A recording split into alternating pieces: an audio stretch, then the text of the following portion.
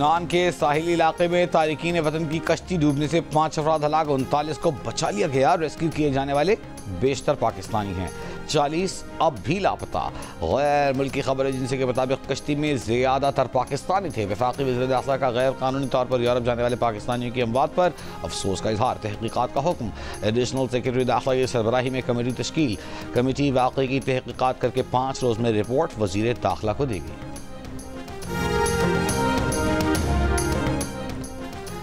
मुल्क के बेशतर इलाकों में सर्दी की जारी लहर में कुछ कमी का इम्कान। महकमा मौसमियात के मुताबिक आज पंजाब के बाद मकामात पर हल्की धुंध छाए रहने का इम्कान है।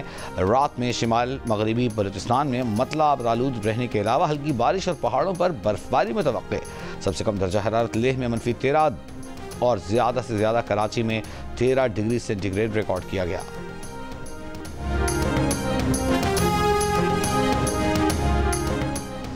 गैर कानूनी मुकीम अफगान शहरियों के साथ मुसल्लह जत्थों से लैस होकर एहतजाज करना PTI का वतीरा है। वफाकी वज़ीर इत्तलात अताउल्लाह तारड़ का अली अमीन गंडापुर का जवाब, कहा PTI ने पहले भी मुसल्लह जत्थों के साथ वफाक पर लश्कर कुशी की। अली अमीन गंडापुर के गार्ड्स को गोली चलाते हुए देखा गया। ये लाशें गिराकर उन पर सियासत करना चाहते हैं।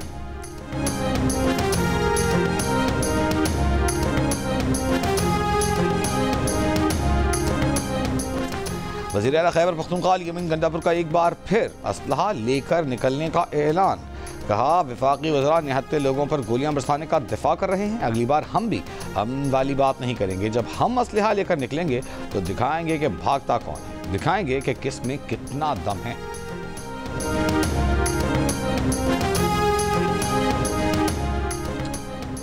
वज़ीर आला पंजाब मरियम नवाज का चीन के सूबे ग्वांगझू में गोलमेज कॉन्फ्रेंस से खिताब। चीन और हांगकांग की 60 से ज़ायद कंपनियों के नुमाइंदों की शिरकत। मरियम नवाज ने पंजाब को चीनी कंपनियों के लिए मवाक़े की सरजमीन करार दे दिया। मरियम नवाज की ग्वांगझू के नायब गवर्नर से मुलाकात, खुसूसी स्टेट डिनर उनके एजाज़ में दिया गया।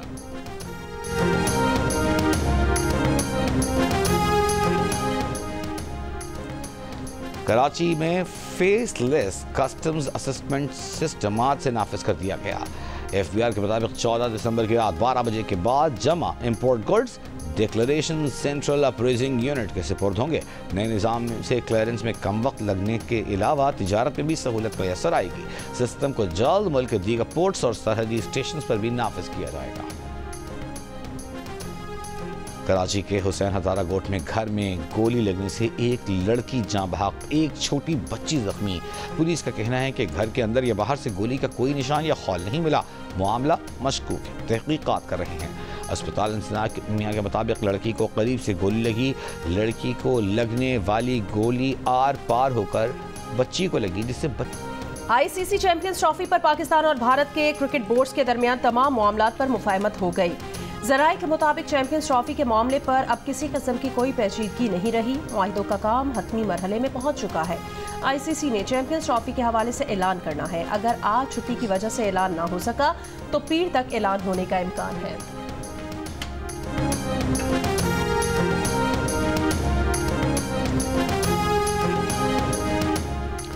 पाकिस्तान और जनूबी अफ्रीका के दरमियान तीसरा T20 मैच बारिश के बायस मनसूख।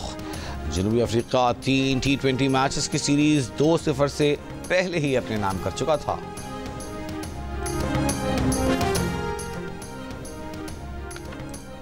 कराची में फीसलेस कस्टम्स असेसमेंट सिस्टम नाफिज। FBR के मुताबिक 14 दिसंबर की रात 12 बजे के बाद जमा import goods declarations central appraising unit के सुपुर्द होंगे। Unit south Asia Pakistan terminal Karachi में कायम किया गया है। नए निज़ाम से क्लियरेंस में कम वक्त लगने से तिजारत में सहूलत मैसर आएगी। सिस्टम को जल्द मुल्क के दीगर पोर्ट्स और सरहदी स्टेशन पर भी नाफिज किया जाएगा। कस्टम्स के अप्रेजमेंट के काम को कस्टम्स कलेक्टोरेट से बाहर मुंतकिल किया जाएगा। कस्टम्स क्लियरिंग एजेंट्स की अहलियत के मयार और लाइसेंसिंग के निज़ाम में भी तब्दीली की गई है।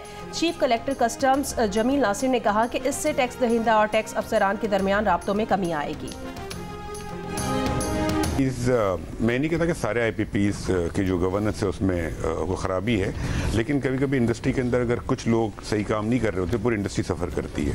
पावर को और डेट को अलग देखना चाहिए। हम क्या करते हैं, पावर और डेट को कंबाइन कर देते हैं। डेट तो ले लिया, वो तो उतारना है आपने। इसमें बुरी इकोनॉमिक परफॉर्मेंस ही IPP की वजह से आपकी पूरी इकोनॉमी ठप इसलिए हो गई है कि सब कुछ तो एनर्जी वाले ही ले जाते हैं। मेरे अपने हिसाब से कि एक गंदम के गोदाम की चोरी और डाका और एक IPP से तेल चोरी में कोई फ़र्क नहीं है। हम कैपेसिटी पेमेंट इस वक्त 2 ट्रिलियन दे रहे हैं।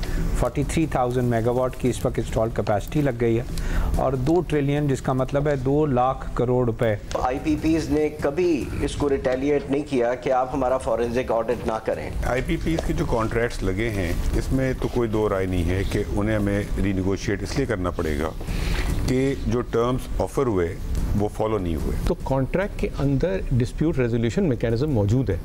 आप समझते हैं गलत काम किया, आपके पास ऑल द राइट है, आप आर्बिट्रेशन ले जाएं। आप समझते हैं क्रिमिनल है, GIT बना दें, जो भी आप करना चाहें उसको कर लें। पाकिस्तान में अवाम और कारोबार को सस्ती बिजली कैसे मिलेगी? एनर्जी के सेक्टर के तमाम मसाइल का हल का आखिरी मौका। पाकिस्तानी मीडिया की तारीख में पहली बार माहिरीन देंगे अहम तरीन सवालात के जवाब। खुसूसी ट्रांसमिशन में आज शाम 6:05 पर सिर्फ जियो न्यूज़ पर।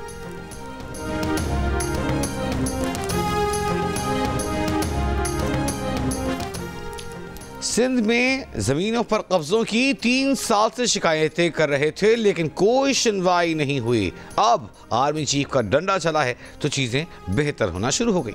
कराची के मारूफ ताजिर रहनुमा हनीफ गौहर का प्रोग्राम नया पाकिस्तान में सिंध मुबैना सिस्टम के खिलाफ एक्शन शुरू होने का एतराफ़। कहा सिंध की एंटी इंक्रोचमेंट फोर्स दरअसल इंक्रोचमेंट फोर्स है जो ज़मीनों पर कब्जे करती है। कराची में 84 इंच कतर की पानी की supply line BRT red line के तामीराती काम के दौरान टूट गई। जामिया कराची के करीब पाइपलाइन तीसरी बार टूटने से शहर को 70% पानी की सप्लाई मुअत्तल। 250 मिलियन गैलन पानी की यौमिया किल्लत। इसराइल के चंद घंटों में शाम के फौजी ठिकानों और हथियारों के ज़खायर पर 61 मिसाइल हमले। कनीतरा शहर में पेशकदमी। इलाका जबरी खाली कराने के लिए पानी और बिजली और सड़कों का निज़ाम तबाह कर दिया। अरब लीग की शाम में इसराइली दरअंदाजी की मजम्मत। शाम के साहिली शहर लजाकिया में घात लगाकर हमला। शामी बागी फोर्सेस के 15 जंगजू हलाक। हमलावरों से निपटने के लिए वागनियों ने जंगजू लजाकिया रवाना कर दिए। रूसी अड्डों से फौजी साजो सामान की मुंतकिली की इतलात। शामी जराए के मुताबिक रूस शिमाली शाम में फ्रंट लाइन से फौज पीछे हटा रहा है, अपने फौजी अड्डे खाली नहीं कर रहा। शामी अपोजिशन कमांडर अहमद अल शरक का कहना है कि शाम में तब्दीली खत्ते में ईरान के खतरनाक मंसूबे के खिलाफ बड़ी कामयाबी है। इसराइल की शाम में मुदाखलत बिला जवाज है। इसराइल से कशीदगी नहीं चाहते। रूस से असर नौ ताल्लुकात की कोशिश जारी है।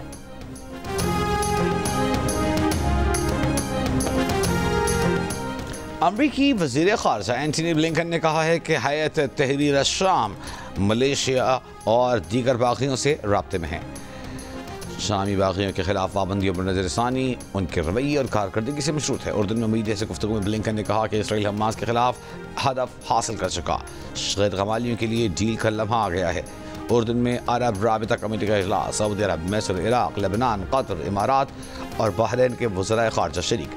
शाम में तमाम अस्करी कार्रवाइयाँ रोकनी है और हर तबक़े फ़िक्र पर मुश्तमिल जामे हुकूमत की तश्कील पर जोर। मकबूजा गोलान को शाम का अटूट अंग करार दिया।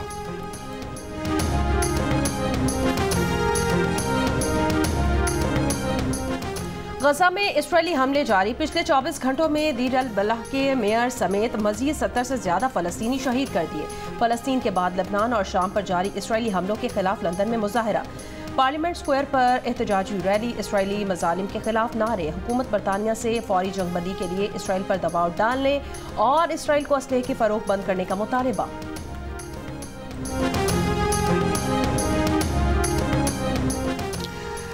सरबराह हिजबुल्लाह नईम कासिम ने कहा है कि शाम को खतरनाक तौसीब पसंद दुश्मन का सामना है। शाम में गोलान पहाड़ियों के बफर जोन पर इसराइली फौज का कब्जा इसका सबूत है। उम्मीद है शाम के नए हुक्मरान भी इसराइल को दुश्मन ही तस्लीम करेंगे।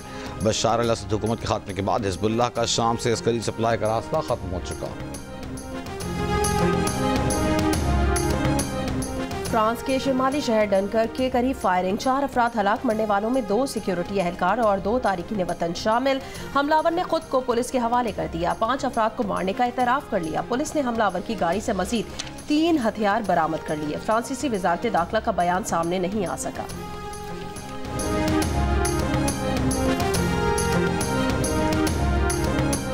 Women's under 19 T20 Asia cup का मेला आज से मलेशिया में सजेगा। रिवायती हरीफ पाकिस्तान और भारत की टीमें आज बदमुकाबिल होंगी। मैच से एक दिन कबल विमेन खिलाड़ियों की नेट पर बॉलिंग, बैटिंग और फील्डिंग की भरपूर प्रैक्टिस।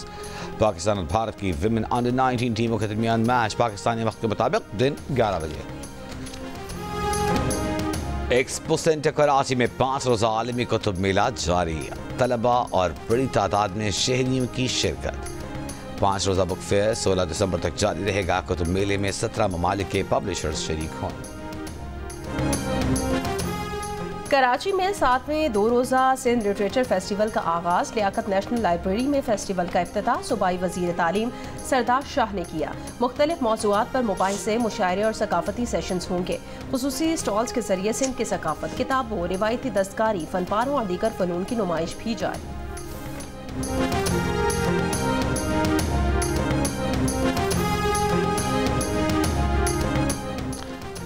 मोटा, भद्दा या तोंद वाला नहीं, स्मार्ट और चुस्त पुलिस मैन बनना है। फैसलाबाद पुलिस लाइंस में पुलिस एहलकारों के लिए जदीद जिम कायम। जिस्मानी वर्जिश और जदीद मशीनों पर एहलकारों की वजन घटाने की कोशिशें जारी।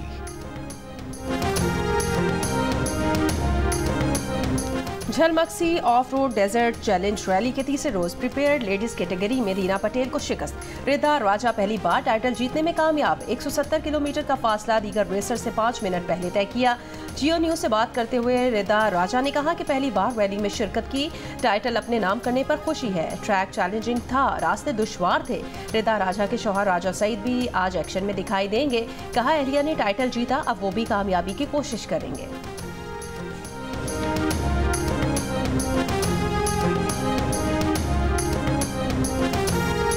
ताबिश हाशमी जो है वो डिफरेंट है ना, जो लोग करते हैं वो ये नहीं करते। तो लोग जीतने वाले को इनाम देते हैं, आप हारने वाले को दें। डिफरेंट है, पागल नहीं है ताबिश हाशमी। जीना ही तो सच्चा सुच्चा उच्चा रहंदा चारा कर, मेवे तोड़ के ले जाते ने लोकी नीवे शजरा दे। वाह। और लाखों का ड्रामा, करोड़ों की गारंटी कौन दे रहा है? मिली अदाकार काशिफ महमूद से प्रोग्राम हंसना मना है में, और जानिए कि उन्होंने अपनी जिंदगी में ड्रामा बनाने के लिए क्या कुछ खोया। मेजबान ताबिश हाशमी के साथ आज रात 11 बजे सिर्फ जियो न्यूज़ पर।